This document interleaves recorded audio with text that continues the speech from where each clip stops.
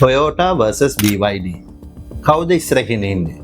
ඇත්තටම මේ දෙන්න අතර තියෙන්නේ මොන වගේ තරගයක්ද?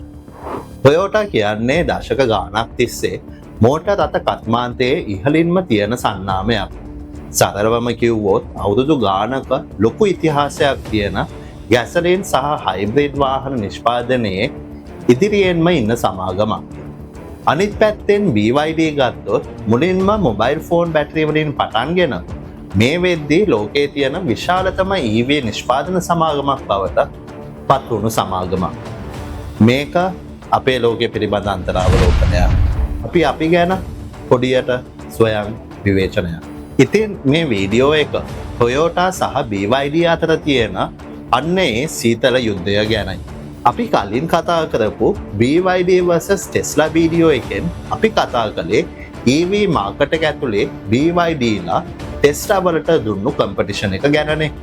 අද කතා කරන්නේ සම්පූර්ණ වාහන මාකට් එක ඇතුලේ BYD ලා මාකට් එකේ ඉන්න දැවැන්තයෙක් වෙන Toyota වලට දෙන්නේ මොන වගේ තරගයක්ද කියන එක. හරියට බැලුවොත් Toyota 2024 දී වාහන මිලියන 11ක් වගේ ප්‍රමාණයක් අලෙවි කරලා තියෙනවා. ඒක තමයි ලෝකයේ තනි සමාගමකින් විකුණපු වැඩිම වාහන ප්‍රමාණය.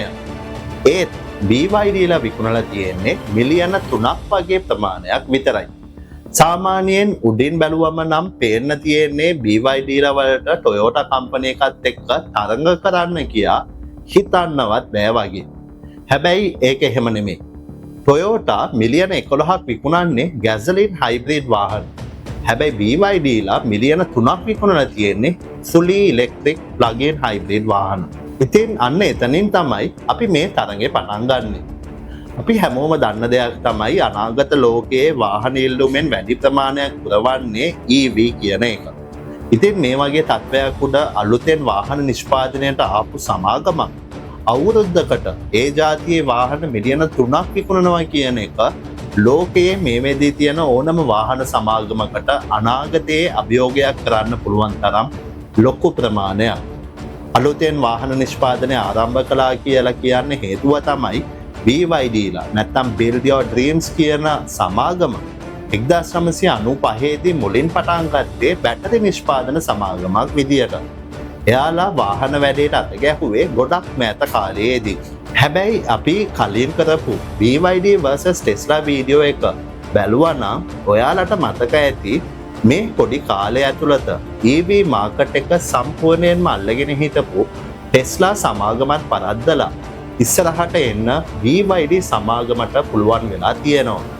ඉතින් අන්න ඒක තමයි Toyota සහ BYD තරඟයක් ඇති වෙන්න හේතු වෙලා තියෙන ප්‍රධාන හේතුව. ඉතින් කවුද මේ දෙන්න අතරින් මේ වෙනකොට ඉස්සරහින් ඉන්නේ? Toyota hybrid වල මාකට් එක කලින්ම අල්ලගත්තා වුණාට EV මාකට් එකට ඇතුල් වෙන්න ටිකක් පස්ස ගැහුවා. අන්න ඒ අවස්ථාව කෙලින්ම chance එකක් කරගෙන BYD ලා 2024 දී Teslaත් අභිබවා ගිහිල්ලා ලෝකයේ අංක 1 විදුලි වාහන අලෙවිකරු බවට පත් වුණා. අනිත් පැත්තෙන් Toyota EV විදියට අලෙවි කළේ එයාලගේ මුළු නිෂ්පාදනයෙන් 100%ක් විතරයි. හැබැයි වෙළඳපොළ වටිනාකම සහ ආයෝජකයෝ අතර තියෙන විශ්වාසය ගත්තොත් Toyota ඉන්නේ තාමත් ඉදිරියෙන්. Toyota සමාගමේ මාකට් කැපිටලයිසේෂන්, ඒ කියන්නේ වෙළඳපොළ ප්‍රාග්ධනීකරණය මේ වෙනකොට ඇමරිකානු ඩොලර් බිලියන 270ක් වගේ වෙනවා. අනිත් අතෙන් BYD සමාගමේ වටිනාකම බිලියන 124ක වගේ ප්‍රමාණයක තමයි තියෙන්නේ. හැබැයි ඉතා වේගයෙන් වර්ධනය වෙන වටිනාකමක්. මොකද අවුරුදු කිහිපයකට කලින් BYD වල වටිනාකම මීට වඩා ගොඩක් අඩු අගයක තමයි තිබුණේ. ලෝකය ඉලෙක්ට්‍රික් මොබිලිටි පැත්තට ඇදිලා යන මේ වගේ කාලෙක BYD වල තියෙන බැටරි ටෙක්නොලොජි එක සහ vertical integration එයාලට ලොකු වාසියක් අත් කරලා දෙනවා කියන එක තමයි ප්‍රධාන ආයෝජකයින් හුඟ දෙනෙක්ගේ අදහස. මොකද BYD වල තියෙන software, battery technology වගේ දේවල් හැදෙන්නේ BYD එකෙන්මයි. ඉතින් කිසිම විදියකින් ඒක පිටට යන්න අවස්ථාවක් නැහැ. ඉතින් එයාලට තියෙන මාකට් එක ටච් කරනවා නම් ඒ හා සමාන තාක්ෂණයක් හෝ ඊට වැඩි යමක් හදන්න තරඟකාරයන්ට සිද්ධ වෙනවා. මේක තමයි BYDලා ස්ටෑන්ඩ් අවුට් කම්පනි එකක් විදියට කැපිලා පේන්න ලොකුවටම බලපාලා තියෙන්නේ. වාහනවල අනාගතය ගැසලින් නෙමෙයි. වාහනවල අනාගතය තමයි ඉලෙක්ට්‍රික්. ඒ කියන්නේ විදුලි වාහන. භූගෝලීය ව්‍යාප්තිය අතින් ගත්තොත් ටොයෝටා වලට මේ වෙද්දි ලොකු කොටසක අයිතිය තියෙනවා කියන එක පැහැදිලිවම පේන්න තියෙන දෙයක්. ලෝකයේ හැම තැනක්ම ආවර්ණය වෙන විදියට ටොයෝටා එයාලගේ මාකට් එක පුළුල් කරලා ඉවරයි. හැබැයි BYD මෑතක් වෙනකල්ම අවධානය දුන්නේ චීනය ඇතුලේ තිබුණු මාකට් එකට විතරයි. හැබැයි මෑතක ඉඳලා ඒක වේගයෙන් ලෝකේ පුරාම ව්‍යාප්ත වෙන්නත් පටන් අරන් තියෙනවා.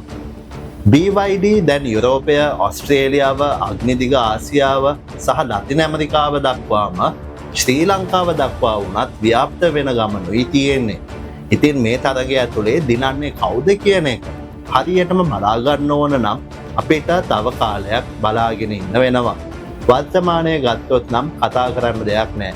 ඉස්සරහින්ම ඉන්නේ ටොයෝටා සමාගමයි. හැබැයි අනාගතය ගත්තොත් පේන්න තියෙන්නේ ඉස්සරහට එන තාක්ෂණික විප්ලවයත් එක්ක හැප්පෙන්න ටොයෝටා වලට වඩා BYD වලට හැකියාව තියෙනවා කියන එක. ඉතින් ටොයෝටා නූතන යුගයේ දැවැන්තෙක් වුණාට අනාගත ලෝකයේ නිකන් පරාජිතයෙක් වෙන්න ප්‍රවණතාවයකුත් නැතුව නෙමෙයි. ටොයෝටා විතරක් නෙමෙයි.